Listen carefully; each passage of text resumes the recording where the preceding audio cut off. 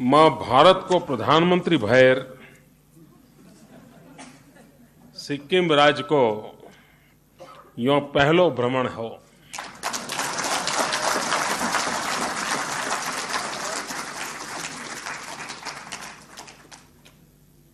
सिक्किम का मानिस हरु सोजार साधारण रहे छन। यहाँ को वातावरण अति सुंदर, पवित्र और शांतिपूर्ण है। यहाँ को स्वच्छ पर्यावरण, विविध वन संपदा, जैविकता અને સુંદર વાતાવરણમાં મોહિત ભય।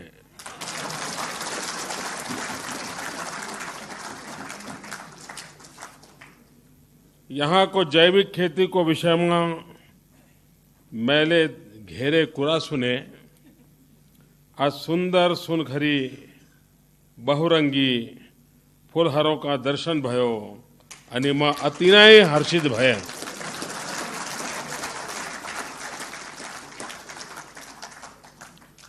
देश में सिक्किम एवटा नमूना को राज्य होन सकच।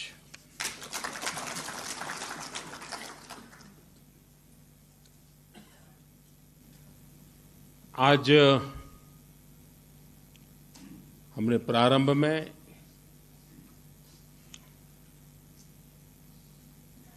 सिक्किम के भूतपूर्व राज्यपाल श्रीमान रामाराव को श्रद्धांजलि दी।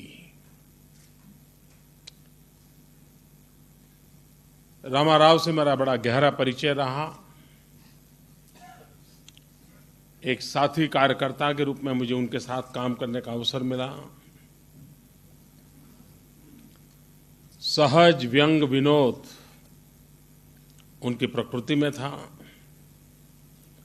आंध्र प्रदेश विधान परिषद में लंबे अरसे तक उनका मार्गदर्शन मिलता रहा। कुछ दिनों से उनका स्वास्थ्य ठीक नहीं था। कल मकर संक्रांति के तुरंत बाद ही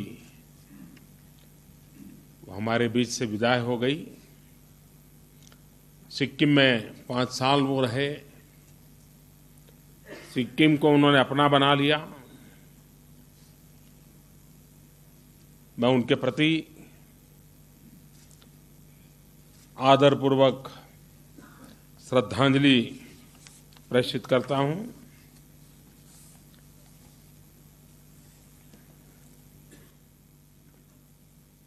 मैं पवन जी जब मेरी तारीफ कर रहे थे तो मैं भी दुविधा में था कि ये क्या हो रहा है।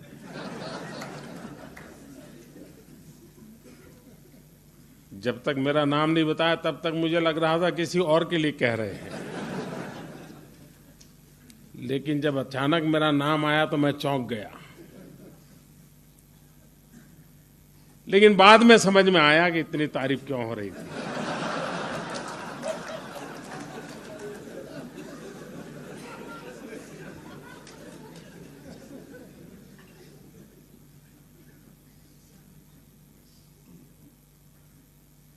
लेकिन आपने देखा होगा सामान्य रूप से किसी समारोह में जाते हैं कहीं पर, तो जो होस्ट होते हैं वो मुफ्त में थोड़े बुलाते हैं।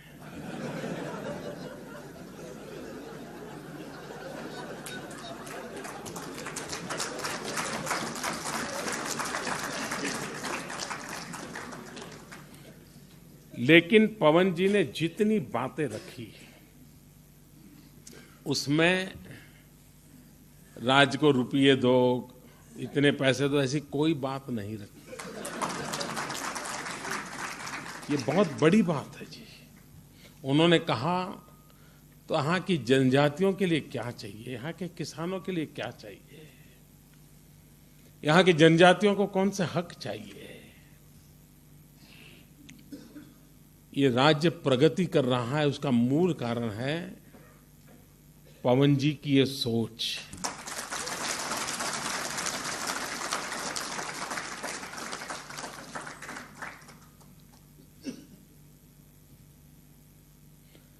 वरना तो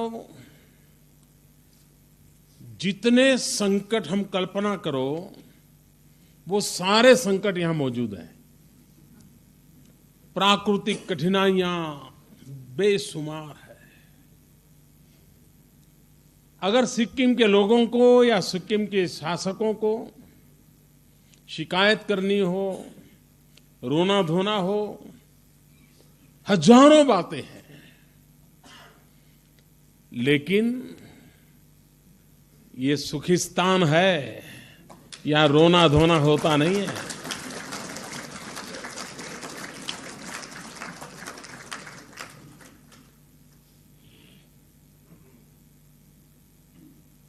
पहाड़ी मन है, हिमालय जैसी ऊंचाई है, और वे कुछ कर गुजरना चाहते हैं। पवन जी ने जितनी बातें कही हैं, भारत सरकार उसको गंभीरता से देखेगी, उसकी जांच पड़ताल करके क्या हो सकता है।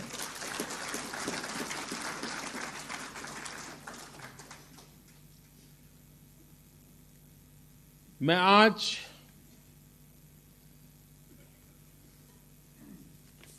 सरकार का मेहमान हूं या निमित्त है, पवन जी का मेहमान हूं या निमित्त है। दरअसल मैं आज सिक्किम के लाखों किसानों का मेहमान हूं।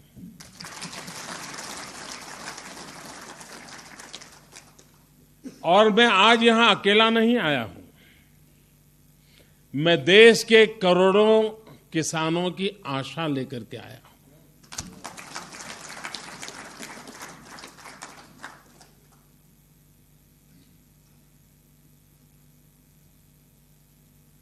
यहां पर जब पवन जी ने मुझे कहा कि एक ऑर्गेनिक स्टेट के रूप में घोषित करना है, लेकिन आप आइए, मैंने कहा मैं अकेला आऊंगा, घोषित करूंगा, इससे क्या फर्क पड़ेगा। मैंने कहा मैं सारे हिंदुस्तान के कृषि मंत्रियों को बुलाऊंगा, देश के सभी कृषि सचिवों को बुलाऊंगा। 2 दिन जहां इतना बड़ा कृषि यज्ञ किया है, ऐसे ऋषितुल्य कृषि किसानों को इस पवित्र भूमि में हमारे सब लोगों को प्रेरणा मिले, तो 2 दिन एक प्रकार से चिंतन भवन में एक प्रकार से मंथन हुआ है, मनन हुआ है, जो देश के कृषि जगत में किस प्रकार से बदलाव लाया जा सके, इसकी गहराई से चर्चा हुई है। जो 5 प्रेजेंटेशन आए, आपने देखा होगा कि पहले क्या परंपरा थी। ये कोई कृषि मंत्रियों की मीटिंग पहली बार नहीं हुई है, हर वर्ष होती है। लेकिन विज्ञान भवन में आना, अपनी बात बताना और चले जाना, यही ज्यादातर होता था। शायद पहली बार हुआ होगा कि 2 दिन कृषि मंत्री और कृषि सचिव एक साथ रहे होंगे, बैठ करके बातें की, चर्चाएं की, ग्रुप डिस्कशन किए और निश्चित विषयों पर किए, और उसमें से उन्होंने कुछ एक्शनेबल चीजें निकाली हैं, सजेशंस निकाले हैं। कुछ शॉर्ट टर्म है, कुछ लॉन्ग टर्म है, कुछ कानूनी व्यवस्था से जुड़े हुए हैं, कोई टेक्नोलॉजी से जुड़े हुए हैं, कुछ फाइनेंशियल रिसोर्सेज की बातें हैं, कुछ नए विजन से जुड़े हुए हैं। यानी एक प्रकार से बदले हुए कालखंड में कृषि जीवन को कैसे देखा जाए,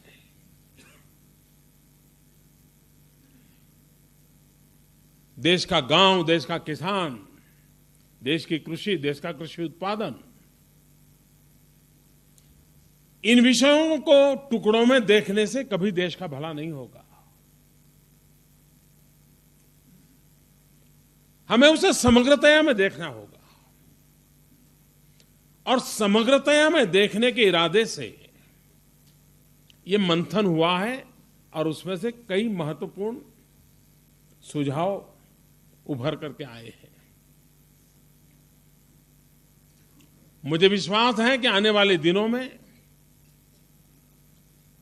राज्य सरकारों की एग्रीकल्चर डेवलपमेंट के रोड मैप में और भारत सरकार के एग्रीकल्चर के विजन में ये कहीं कहीं रिफ्लेक्ट होंगे। जो राज्यों के प्रतिनिधि आए हैं उनके प्रयासों से राज्यों के आने वाले बजट में भी ये प्रतिबिंबित होंगे और जो बातें यहां हुई उसके प्रकाश में राज्य भी छोटे मोटे ग्रुप मीटिंग करे, सेमिनार करे, संबंधित लोगों को बिठाएं और हो सकता है जो 5 प्रेजेंटेशन हुए सारे मुद्दे हर राज्य को लागू नहीं होंगे, लेकिन उसमें वो राज्य क्या क्या कर सकता है। 50 बातें आई होगी, हो सकता है वो 20 कर पाए। हो सकता है किसी को लगे कि 10 इस साल, 10 अगले साल, 10 और एक साल के बाद, लेकिन कोई न कोई कार्यक्रम इसमें से उभर करके आना चाहिए, योजना बननी चाहिए और एक प्रकार से सिक्किम डिक्लेरेशन के रूप में ये चीजें याद रहनी चाहिए।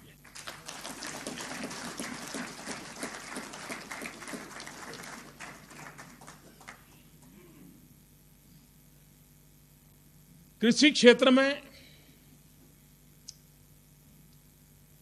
निराशा के लिए बहुत कारण है।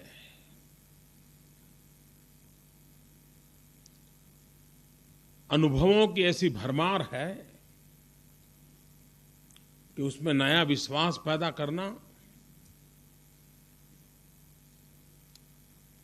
चुनौती है, तो भी उस चुनौती को स्वीकार करना ही है। सिक्किम एक उदाहरण है। उदाहरण इस अर्थ में है कि जब यहां पर 2003 में विचार रखा गया होगा जैविक खेती का, तो क्या विरोध नहीं हुआ होगा? क्या किसानों ने शिकायत नहीं की होगी? क्या जब 10 किसान जैविक की तरफ गए होंगे और प्रारंभ में थोड़ा घाटा भी हुआ होगा, तब पड़ोस वाला भरपूर फर्टिलाइजर डाल करके उससे डबल पैदावार करके उसको दिखा देता होगा कि देख तू तो मर रहा है, मैं जी रहा हूं। हर किसान का मन डुल गया होगा। जिसने 3 में प्रयोग किया होगा उसने सोचा होगा यार अब अगली बार नहीं करना है। ये मुख्यमंत्री जी तो कहते हैं उनको कहां खेती करनी है, खेती तो हमें करनी है। ऐसे कई निराशा के पल आए होंगे, कई आशंका के अवसर पैदा हुए होंगे।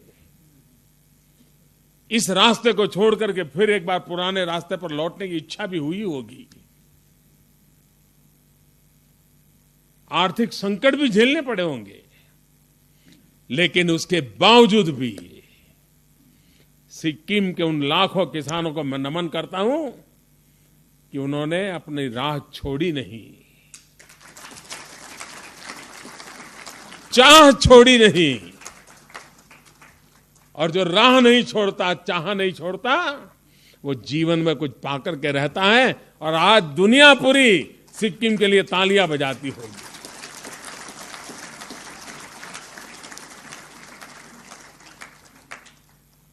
एक लंबे अरसे की तपस्या का परिणाम है।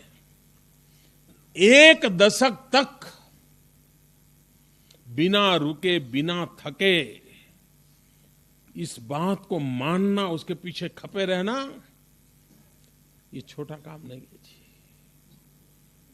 आप अपने घर में भी, परिवार में तय करो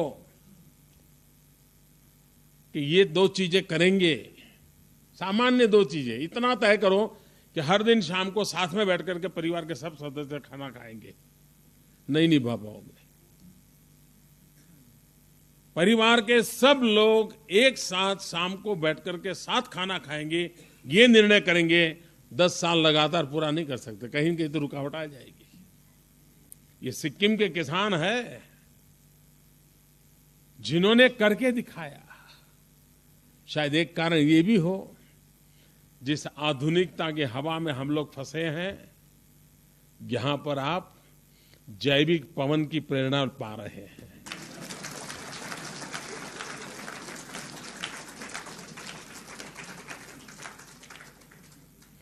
और ये पवन अब सिक्किम तक सीमित नहीं है, ये जैविक पवन पूरे देश में फैलने वाला है।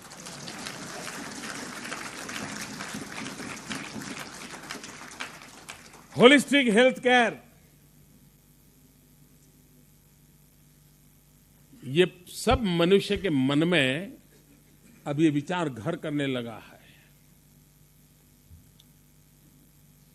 अभी फ्रांस में ग्लोबल वार्मिंग की चिंता करने के लिए दुनिया के सारे देश इकट्ठे हुए आए थे, एनवायरनमेंट की चिंता कर रहे थे, ग्लेशियर पिघल रहे हैं उसकी चिंता कर रहे थे।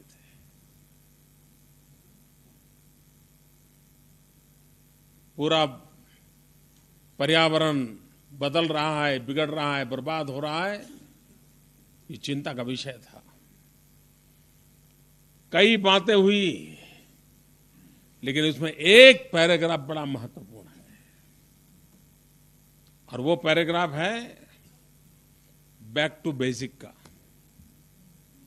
दुनिया के सब देशों ने मिलकर के कहा है कि हमें हमारी लाइफस्टाइल बदलनी पड़ेगी, जो पहले माना नहीं जाता था। वरना मनुष्य मानता था कि इस प्रकृति को लूटने का हमें हक मिला है, ये हमारे लिए ही है सब कुछ। पहली बार COP21 में दुनिया ने मिलकर के कहा कि जी नहीं, प्रकृति के साथ प्रेम का नाता चाहिए, प्रकृति के साथ जीने का सीखना पड़ेगा। सिक्किम ने वो उदाहरण करके दिखाया है।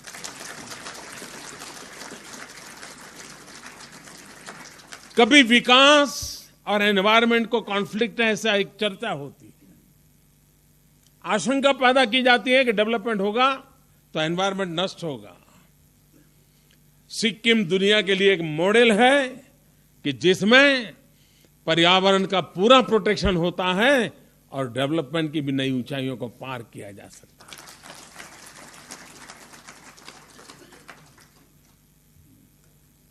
मुझे बराबर याद है, पवन जी ने गैंगटॉक में, माल रोड है ना आपका, मेन रोड है गांधी मार्ग, उस पर उन्होंने व्हीकल बंद किए थे। बड़ा तूफान खड़ा हो गया था, बहुत साल पहले की बात है शायद, हैं?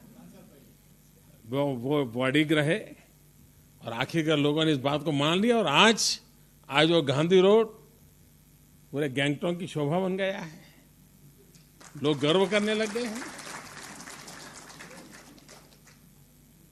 इन दिनों स्वच्छता का अभियान चल रहा है, वो भी पर्यावरण से जुड़ा हुआ है।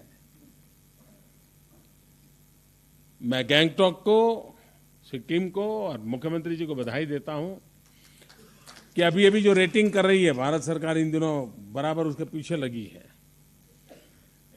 देश में जो पहले 10 नंबर आए पूरे देश में, जो बड़े बड़े शहर हैं, बैंगलोर है, दिल्ली है, जयपुर है, उदयपुर है, सब बड़े बड़े, इतने बड़े शहरों के बीच गैंगटॉक ने 10वां नंबर प्राप्त किया।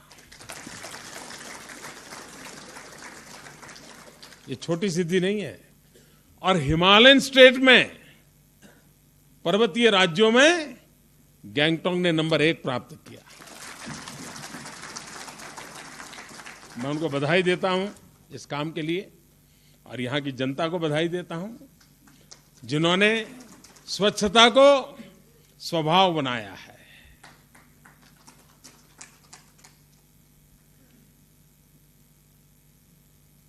मैंने सुना कि 20वीं सदी में कोई प्रधानमंत्री यहां आए थे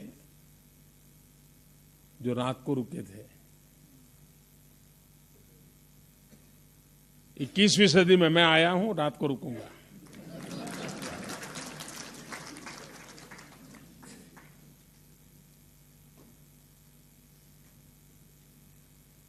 हमारे देश के कृषि जगत के विकास के लिए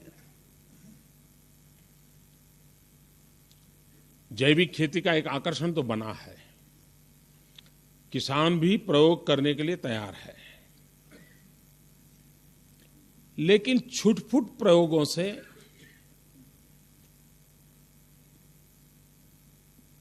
पहले भी चलते होंगे। छुटपुट प्रयोगों से परिवर्तन का एहसास नहीं होगा। मैं राज्यों से जो प्रतिनिधि आए हैं उनसे मैं आग्रह करता हूं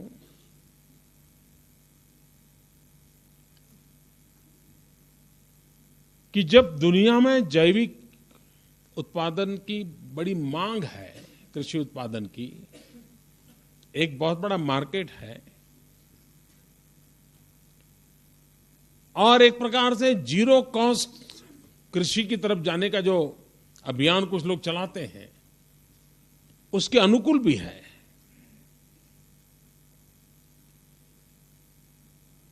हम व्यूहात्मक दृष्टि से स्ट्रेटेजिकली राज्य का कोई एक डिस्ट्रिक्ट पकड़े, पहले तय करेंगे एक डिस्ट्रिक्ट को पूरी तरह जैविक करेंगे। अगर डिस्ट्रिक्ट करने की ताकत नहीं तो एक ब्लॉक पकड़े, तालुका बोलते होंगे, ब्लॉक बोलते होंगे, जो बोलते होंगे, जिसमें 100, 125, 150 गांव हो, एक पूरा इलाका पकड़े और एक बार उस पूरे इलाके को करके दिखाएं। यह कार्यक्रम बड़ा लंबा चलता है, क्योंकि इसमें एक साल अगर फर्टिलाइजर या पेस्टिसाइड का उपयोग नहीं किया तो बात बनती नहीं है। इसकी एक लंबी प्रक्रिया है और उसके स्पेशल अरेंजमेंट कर करके किसानों को गाइड करना, उनको जो आवश्यकता है वो प्रोवाइड करना और उनके मार्केटिंग तक की व्यवस्था को खड़ा करना।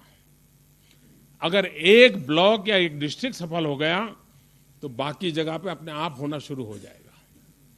और किसान का स्वभाव है, किसान लेक्चरबाजी से काम नहीं करता है। कितने ही बड़े एग्रीकल्चर यूनिवर्सिटी के साइंटिस्ट आकर के उसको भाषण दे, कोई फर्क नहीं पड़ता है। लेकिन अगर वो खुद आंख से देखे तो उसको किसी के भाषण की जरूरत नहीं पड़ती, वो करना शुरू कर देता है। सीइंग इज बिलीविंग, ये किसान का नेचर है। उसने एक बार देखा, वो डिटेल में जाएगा, समझेगा और उसका विश्वास बन गया तो चल पड़ता है, फिर उसको कोई रोक नहीं सकता। मैं चाहूंगा कि राज्यों से जो हमारे साथी आए हैं वे कोई इनको स्ट्रेटेजी नक्की करें, तय करें कि हमें किस दिशा में जाना है। दूसरी बात है, आपने काफी क्रॉप इंश्योरेंस की बड़ी तारीफ की,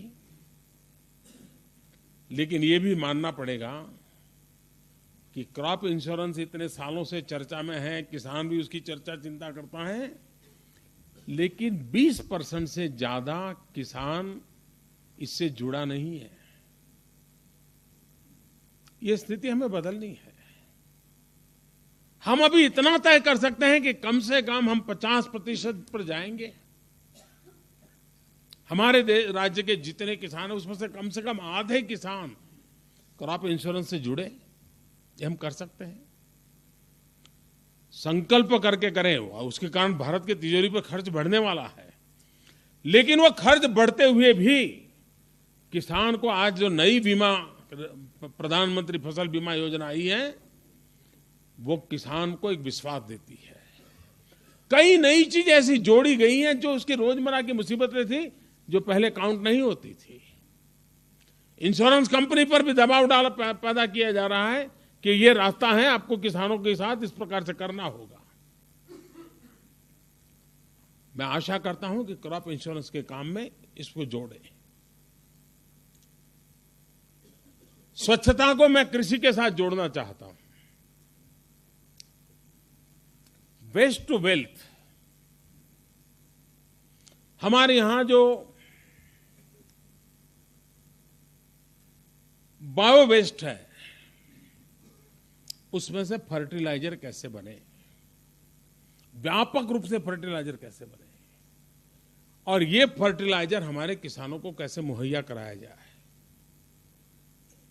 उसका ब्रांडिंग हो। मैं तो चाहूंगा कि सिक्किम भी जो ऑर्गेनिक चीजें उत्पादित करता है उसको एक नेम का ब्रांडिंग करना चाहिए। आज उन्होंने 3 फूलों को नाम देने थे, 2 को उन्होंने कहा कि आप दीजिए, एक मुख्यमंत्री ने कहा मैं खुद दूंगा। मैंने जो 2 नाम दिए एक दिया सरदार वल्लभ भाई पटेल की याद में दिया,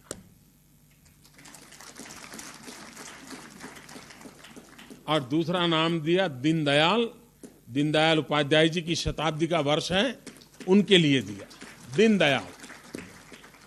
लेकिन उन्होंने दूसरा ही नाम दे दिया।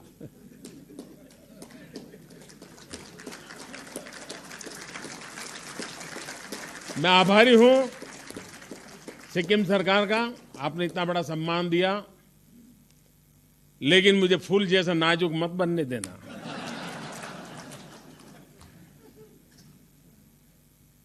कांटों के बीच गुजारा किया है, कांटों के बीच गुजारा करना है, लेकिन जहां जरूरत हो वहां फूल जैसी कोमलता के साथ दुखी दारिद्र्यों के आंसू पहुंचने के काम आ जाए ये जिंदगी, तो इससे बड़ा क्या सौभाग्य हो।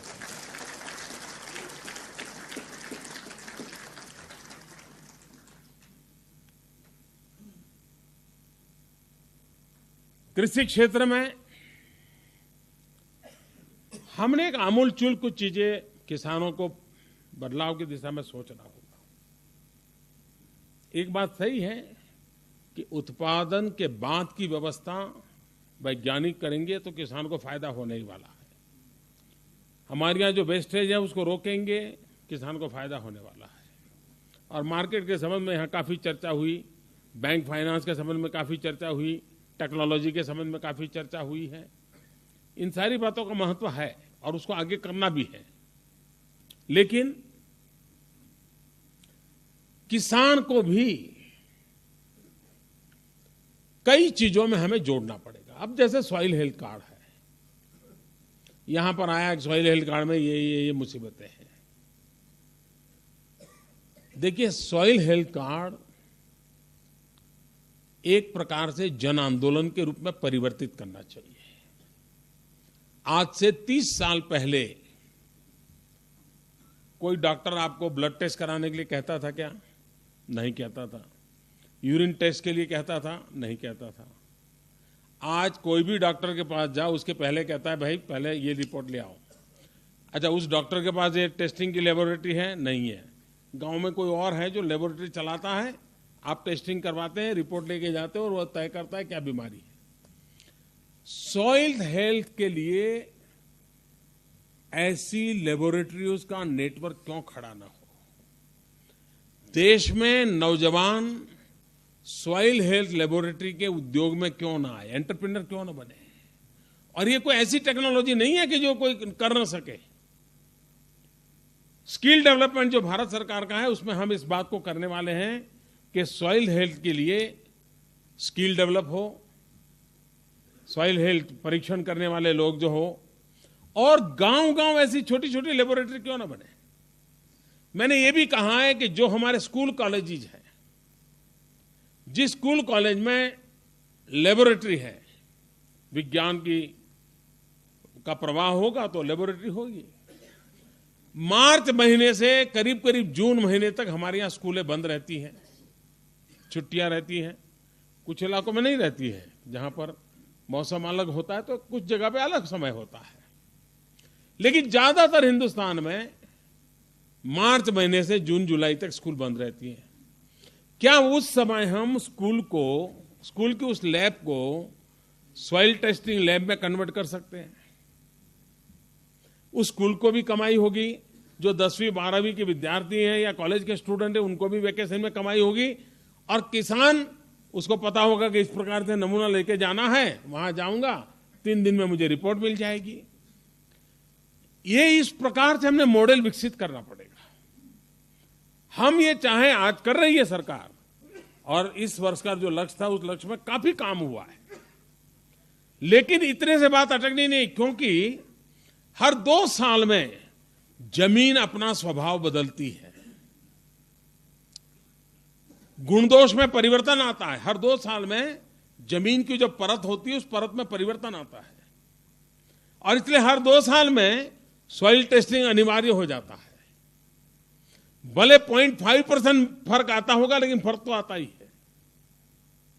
इतना बड़ा काम करना है तो नए एंटरप्रेन्योर चाहिए, मैं अभी ये स्टार्टअप के लिए नौजवानों से मिला था, उसके पहले भी मैंने कुछ स्टार्टअप वालों से मिला था, छोटी मीटिंग में एक बार मिला था।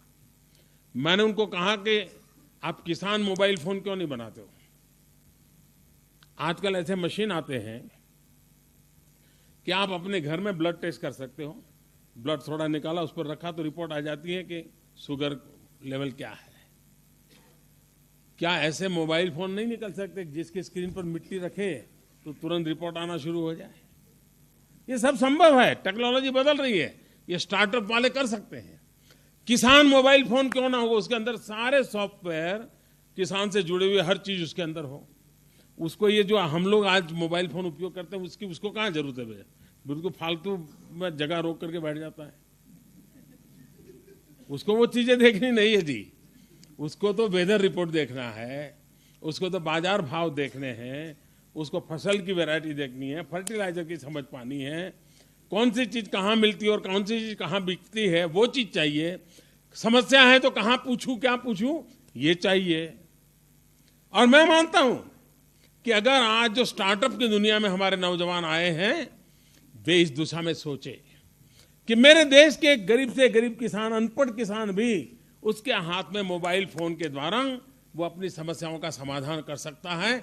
और जो टेक्नोलॉजी की यहां चर्चा हुई, वो टेक्नोलॉजी वहां से संभव है। और ये मैं जो बातें कर रहा हूं, कोई कठिन काम नहीं कर रहा हूं। आज विज्ञान जिस गति से आगे बढ़ रहा है, ये सब संभव है और बहुत बड़ा मार्केट है। पूरे दुनिया में जितना उनका मोबाइल का मार्केट होगा, उतना मार्केट उनको अकेले हिंदुस्तान में मिल जाएगा, किसानों में। हम टेक्नोलॉजी को सब कुछ करना है, लोगों को जोड़ करके कैसे किया जा सकता है।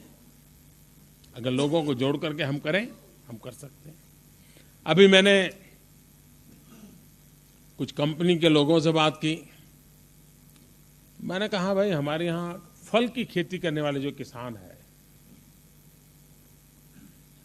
फल की उम्र ज्यादा होती नहीं है और पहाड़ों में या खेतों में दूर बड़ी मेहनत से, ज्यादातर तो पहाड़ों में फल होते हैं, उसको मार्केट आते आते तक 20% 30% तो खराब हो जाते हैं। और हम लोग पेप्सी पीने की फैशन हो गई, कोका कोला पीने की फैशन हो गई, अरबों खरबों रुपयों की ये एरेटेड वाटर बिक रहे हैं। मैंने उन कंपनियों को बुलाकर मैंने कहा, भाई ये आप इतनी सारी चीजें करते हो, क्या ये प्रयोग करो ना 5%, ज्यादा मैं नहीं कह रहा हूं, 5% नेचुरल फ्रूट का जूस उसमें मिक्स क्यों नहीं करते हो? अगर ये हमारे एरेटेड वाटर बेचने वाले लोग 5% नेचुरल फ्रूट जूस मिक्स कर दें, हिंदुस्तान के किसान का एक भी फल बेकार नहीं जाएगा, मार्केट तुरंत मिल जाएगा, मार्केट तुरंत मिल जाएगा। हमारे यहां इतने सारे फूल हो रहे हैं, यहां से फूल मार्केट में जाते जाते कितने बहुत कम फूल हैं जो बचेंगे। ये अच्छा है कि सिक्किम में कुछ फूल ऐसे हैं कि जिसकी उम्र बहुत लंबी भी है। और मैंने आज जब देखा फूलों का प्रदर्शनी, कुछ फूल हैं जिसकी कीमत 3,000 रुपया है, 3-3 हजार रुपये कीमत है उन फूलों की। अनेक प्रकार की फ्रेगनेंस है। आज दुनिया में फ्रेगनेंस का बहुत बड़ा मार्केट है और उनको भी ऑर्गेनिक चीजें चाहिए। अगर ऑर्गेनिक चाहिए तो रॉ मटेरियल में फूल चाहिए और फूल मार्केट में पहुंचाना है तो क्विक व्यवस्था चाहिए और इसलिए सिक्किम में एयरपोर्ट बनाना है। कुछ लोगों को लगता है कि सिक्किम में एयरपोर्ट, टूरिज्म बढ़ेगा। सिक्किम में एयरपोर्ट बनने से टूरिज्म तो बढ़ेगा, लेकिन सबसे बड़ा फायदा होगा पेरिसेबल गुड को, यहां से कार्गो को उठा करके फटाफट दुनिया के बाजार में ले जाया जा सकता है। रोज यहां से विमान भर भर करके फल और फूल जा सकते हैं। आप कल्पना कर सकते हैं सिक्किम जो कि सुखिस्तान है, वो सुखिस्तान कहां से कहां पहुंच सकता है, देश को सुखिस्तान में बदल सकता है। और इसलिए हमने बदलाव जो लाने हैं, इंफ्रास्ट्रक्चर होगा तो किसान के मार्केट की जो रिक्वायरमेंट है उसको ध्यान में रख करके होगा। अटल बिहारी वाजपेयी जी ने जो प्रधानमंत्री ग्राम सड़क योजना दी, वो सिर्फ गांव में गाड़ियां जाए इसलिए नहीं है, गांव में जो पैदावार होती है वो तुरंत बाजार में पहुंचे, इसके लिए है वो काम। उसको हम आगे बढ़ा रहे हैं। दूर सुदूर इंटीरियर में व्यवस्था कैसे बने उस दिशा में काम कर रहे हैं। तो अगर एक तरफ एयरपोर्ट बनाने की कल्पना है तो दूसरी तरफ गांव की वो सड़क बनाने की भी कल्पना है। मंडी को ई बोर्ड पे लाने की कल्पना है। ई नेटवर्क क्यों ना हो हमारी मंडी का, और ई मार्केटिंग की व्यवस्था हो जाएगी, उसको प्रॉपर प्लेटफॉर्म मिलेगा। तो जो नौजवान किसान मैदान में आया है इन दिनों, और ये अच्छी बात है कि हमारे देश की यंग जनरेशन वापस कृषि में रुचि लेने लगी है। बीच में 20 साल का ऐसा समय गया कि किसान छोड़ रहा था चीजें, वो वापस लौट रहा है, उसको हम लाभ सकते हैं। हम किसान को कुछ चीजों में गाइड कर सकते हैं क्या? किस कृषि को प्रमुखतया 3 हिस्सों में बांट सकते हैं क्या? एक, वो जो रेगुलर खेती करता है, परंपरागत खेती करता है वो। दूसरा, वो पेड़ की खेती करे, ट्री, वृक्ष की खेती। हमारा देश आज इतना टिम्बर इंपोर्ट करता है, फर्नीचर के लिए इतना टिम्बर इंपोर्ट करता है। अगर हमारे देश के किसान को खेत के किनारे पर, जहां उसकी जमीन पूरी होती है, वहां अगर वो टिम्बर लगाता है और 20 साल के बाद वो उसका पेड़ बड़ा हो जाता है, उसको काटने का अधिकार दिया जाए और बेचने का अधिकार दिया जाए। अगर उसकी घर में बेटी पैदा हुई हो और टिम्बर के 2 पेड़ लगा दें, तो बेटी की शादी करनी होगी, तब उस 2 पेड़ में से शादी का खर्चा निकल जाएगा। क्यों ना हम हमारे किसान को टिम्बर की खेती के लिए प्रेरित करें। तीसरी बात है एनिमल हस्बेंड्री।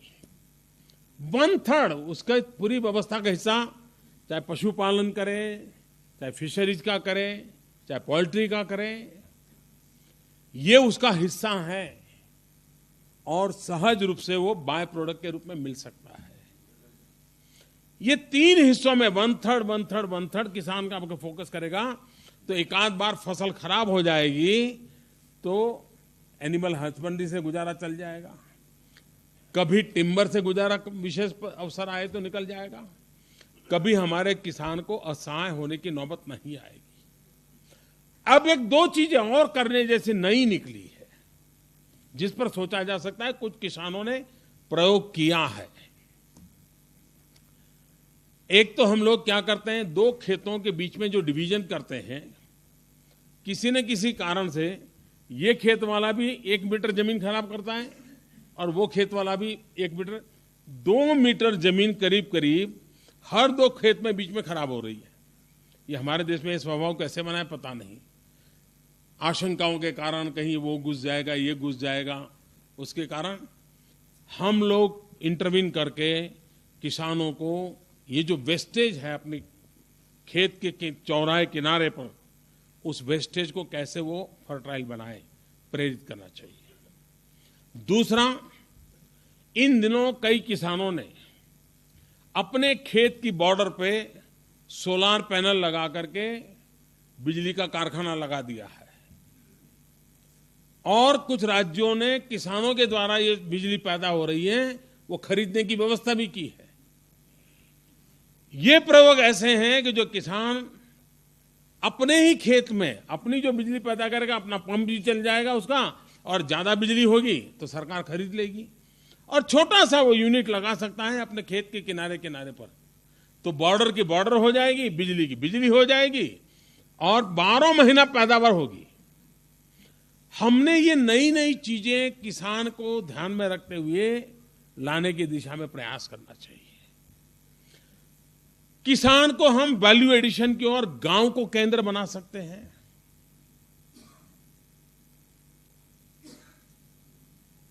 एक घटना मुझे बराबर स्मरण है। उस समय मैं गुजरात में मुख्यमंत्री था। किसान को एक समस्या ये होती है कि ज्यादा फसल हो तो दाम गिर जाते हैं, कम फसल हो तो खुद भूखा मरता है। दोनों तरफ से उसको मुसीबत होती है। हमारे यहां एक इलाका है जहां मिर्ची की खेती होती थी, हरी मिर्ची। अब वो पूरे गांव की सबकी मिर्ची बेच दें तो मुश्किल से 3 लाख रुपए आना था। अब 3 लाख रुपए में पूरे गांव का साल कैसे निकल सकता है? तो गांव में कुछ पढ़े लिखे लोग थे थोड़े, उन्होंने कहा इस बार हम मिर्ची बेचेंगे नहीं, हरी मिर्ची नहीं बेचेंगे। उन्होंने क्या किया, उसको लाल मिर्ची होने दिया। लाल मिर्ची होकर के उन्होंने उसमें से पाउडर बनाया, पाउडर बना करके प्लास्टिक की बैग में पैकिंग किया और लाल मिर्ची का पाउडर वो बेचने लगे। जिस गांव को 3 लाख की इनकम होनी थी वो इनकम 18 लाख हुई। वैल्यू एडिशन, हम ग्रामीण लेवल पर वैल्यू एडिशन पर बल दे सकते हैं क्या? छोटे छोटे प्रयोग और डिसेंट्रलाइज, राज्य इंटरेस्ट लेकर के उसका ब्रांडिंग की व्यवस्था करें कि भाई ये ब्लॉक है, ये ब्लॉक सरसों पर ये काम कर रहा है तो उसका ये ब्रांड होगा, इस ब्रांड से माल बिकेगा, बाजार मिल जाएगा। हम इन व्यवस्थाओं को जोड़ें। अगर इन व्यवस्थाओं को जोड़ते हैं तो हम अवश्य बदलाव ला सकते हैं। कृषि क्षेत्र में कई प्रगतिशील किसान हैं।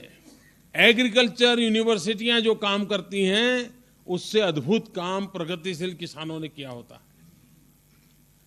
हमारे हर राज्य में प्रोग्रेसिव फार्मर का एक डिजिटल ऑनलाइन प्लेटफॉर्म हम खड़ा कर सकते हैं क्या, जिसमें राज्य के जो प्रगतिशील किसान हैं उनके जो प्रयोग हैं उसकी डिटेल उस पर हो और देश में कोई भी किसान देखना चाहे तो देख सके, यूनिवर्सिटी के स्टूडेंट देखना चाहे तो देख सके। हमारी एग्रीकल्चर यूनिवर्सिटीज इस काम को लीड कर सकते हैं क्या? एग्रीकल्चर यूनिवर्सिटी अपना जो क्लाइमेट जोन जो देखते होंगे, उस क्लाइमेट जोन में प्रगतिशील जो चीजें हुई हैं उसके एक्सपीरियंस एंड एक्सपेरिमेंट्स डिटेल में हम रख सकते हैं क्या? आप देखिए, हम एक बहुत तेजी से क्रांति ला सकते हैं। मैं तो चाहूंगा सिक्किम भी एक ऑनलाइन प्लेटफॉर्म तैयार करे। ये ऑर्गेनिक प्रोसेस क्या हुआ, कैसे हुआ, हर किसान अपनी कथा बताएं। पूरे देश के किसान यहां आएंगे, देखेंगे। मैंने आज जो उनके 2 फूलों के प्रदर्शनी देखी। आजकल वर्टिकल गार्डन की कल्पना है। अब वर्टिकल गार्डन क्या होता है वो हमें किताब में या टीवी पे देखना पड़ता है। मैं पवन जी का अभिनंदन करता हूं, उन्होंने वर्टिकल गार्डन यहां खड़ा किया है। मैं चाहूंगा कि आप देखिए ये वर्टिकल गार्डन क्या होता है और वर्टिकल गार्डन को कैसे सजाया जा सकता है और कैसे कम जगह में वर्टिकल गार्डन को डेवलप किया जा सकता है। अगर हम इन चीजों को प्रचारित करते हैं तो लोग उसको करने के लिए तैयार होते हैं। और इसलिए आज सिक्किम के लिए तो बड़ा महा उत्सव है। यहां के किसानों की 12-13 साल की एक अखंड परिश्रम का आज सर्वोत्तम अवसर है।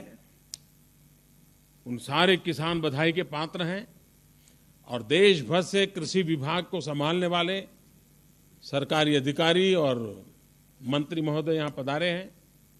भारत सरकार के भी सारे अधिकारी मौजूद हैं यहां। एक नया उमंग, नए उत्साह के साथ, नई सोच के साथ, नए संकल्प के साथ यहां से हम प्रस्थान करें और ये सिक्किम की वादियों में जो पवन लहरा रहा है वो पवन हमारे तक भी पहुंचे, हमारे खेतों में भी वो पवन पहुंचे, उसके लिए हम प्रयास करें। मैं सिक्किम सरकार का इस बात के लिए आभारी हूं कि उन्होंने भारत सरकार का इतना बड़ा कार्यक्रम यहां आयोजित किया। मेरा भी सौभाग्य है कि मुझे 2 दिन सिक्किम में रहने का अवसर मिला है और आपने जो प्यार दिया, सम्मान दिया, इसके लिए मैं आपका बहुत आभारी हूं। बहुत बहुत धन्यवाद। एक मुझे कविता कहने का मन कर रहा है। एक कविता है पुरानी, अच्छा हुआ मैं चलते चलते याद आ गई। देखिए, हमारे देश में इन जैविक के संबंध में किस प्रकार से सोचा जाता है। हिंदी भाषी इलाके में एक कवि गाग करके हो गए, कवि गाग। उन्होंने बड़ी मजेदार लिखा है। उन्होंने लिखा है, खाद पड़े तो खेत, नहीं तो कूड़ा रेत। खाद पड़े तो खेत, नहीं तो कूड़ा रेत। गोबर राखी पाती सड़े, पाती पत्तियां। गोबर राखी पाती सड़े, फिर खेती में दाना पड़े। यानी जिसको हम कंपोस्ट कहते हैं, यानी गोबर है, ये पुराने पत्तियां रखी हैं, वो जब सड़ती हैं वो खेत में डाली जाती हैं। सन के डंठल खेत छिटावे, तीनते लाभ चौगुना पावे। जो ये कंपोस्ट का उपयोग करता है वो खेती में 4 गुना फायदा उठाता है। गोबर मैला नीम की खली, यहां से खेती दुनी फली। वही किसानों में है पूरा, जो छोड़े हड्डी का चूरा। मैं मानता हूं कि पुराने जमाने में कोई कभी गाग ने लिखी हुई बात आप सिक्किम वालों ने जी करके दिखाया है, और इसलिए मैं सिक्किम को बहुत बहुत बधाई देता हूं और इस समारोह को आयोजित करने के लिए बधाई देता हूं। मैं देश भर से आए हुए महानुभावों से आग्रह करूंगा कि आप यहां से वो अच्छी चीजें लेकर के जाएं, अपने राज्य में इसको प्राथमिकता दें, राज्य का अपना टाइम टेबल बनाएं और उसको लागू करके किसानों की जिंदगी को बेहतर बनाने के लिए भारत का जो सपना है उस सपने को हम मिलकर के पूरा करें। बहुत बहुत धन्यवाद। The Prime Minister today evening would be formally inaugurating the Startup India campaign. I consciously